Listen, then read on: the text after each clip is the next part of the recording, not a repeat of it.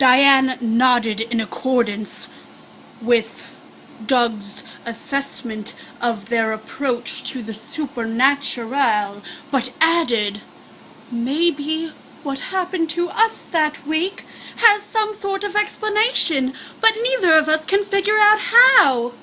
The night in question started out quietly.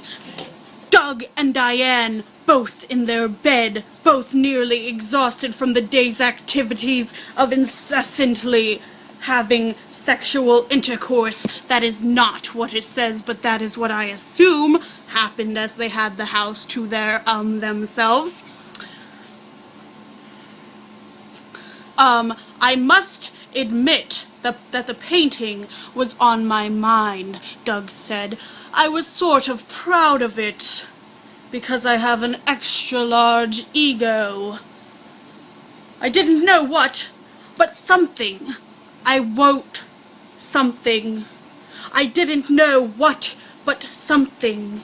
I won't attempt, to compare it at all, but it was something like the Mona Lisa. Are you hearing how egotistical? Mommy, you're ruining story time with Stella. Okay, because he just got done saying that his painting was like the Mona Lisa. That screams ego head. Without that something, that crooked smile, chances are it would just have gone down into history as another portrait of some woman. Da Vinci added that extra something and it all worked for him. As I say, don't think I'm comparing my little painting with the Mona Lisa. That is exactly what he's doing, but I think you know what I mean.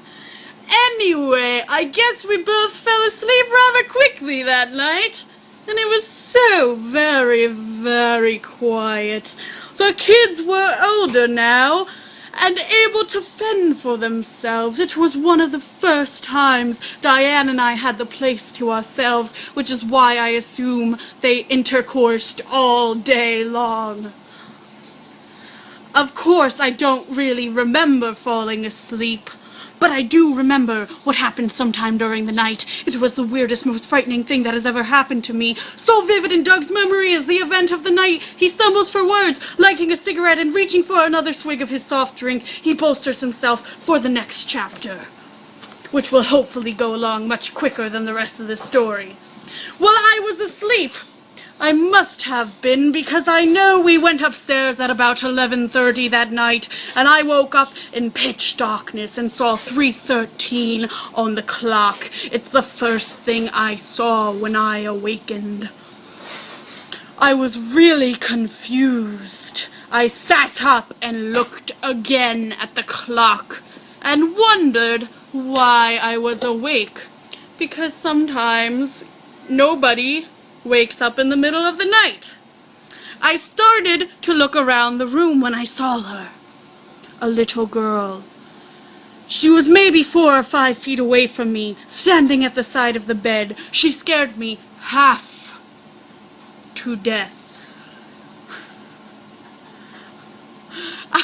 My mom's laughing. I might have still been half asleep up to that point. But you'd better believe that I was fully awake when I looked over and saw her. The words come more slowly from Doug's lips now, and despite the near-chilling air conditioner, there are beads of sweat forming on his forehead. I tried to figure out in a split second what was happening, who she was, how she got into the house, why she was there, and at the same time I debated whether or not to wake up Diane.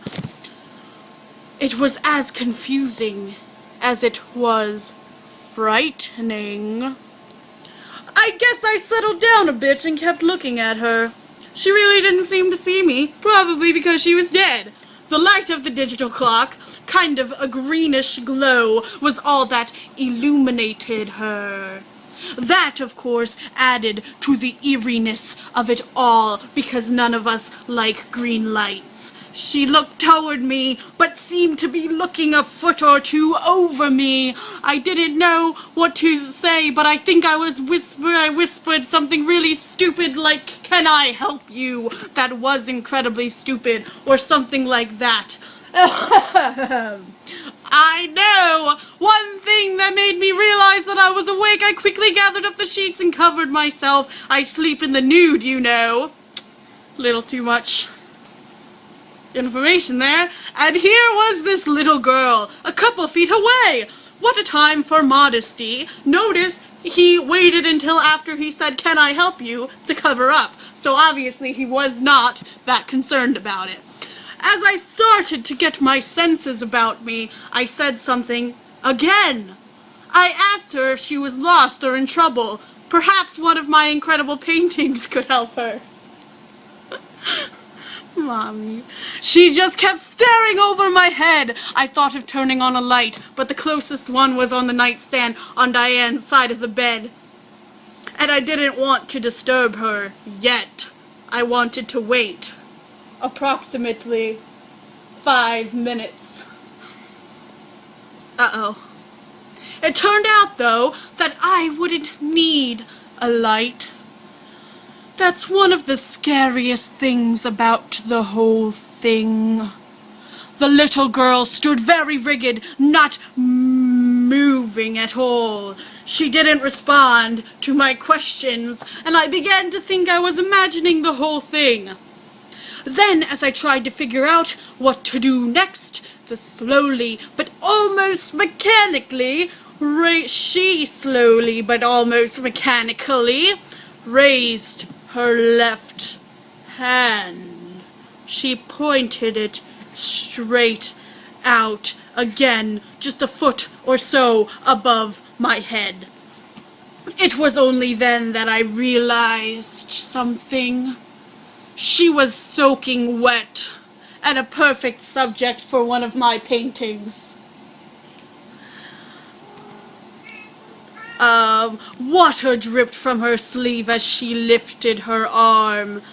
Then there was whimpering. She began to whimper, almost like a small dog would.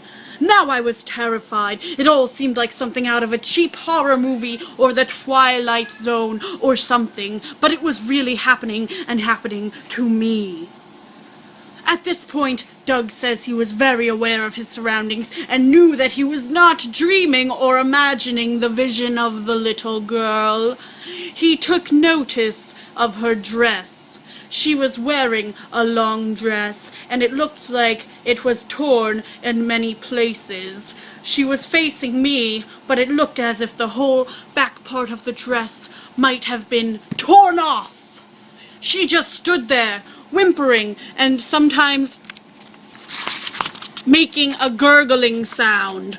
I settled down a little and felt that she needed help. It was awkward, though. There was very little light, just the glow from the street light outside, and a night light in the bedroom, as well as the clock's light.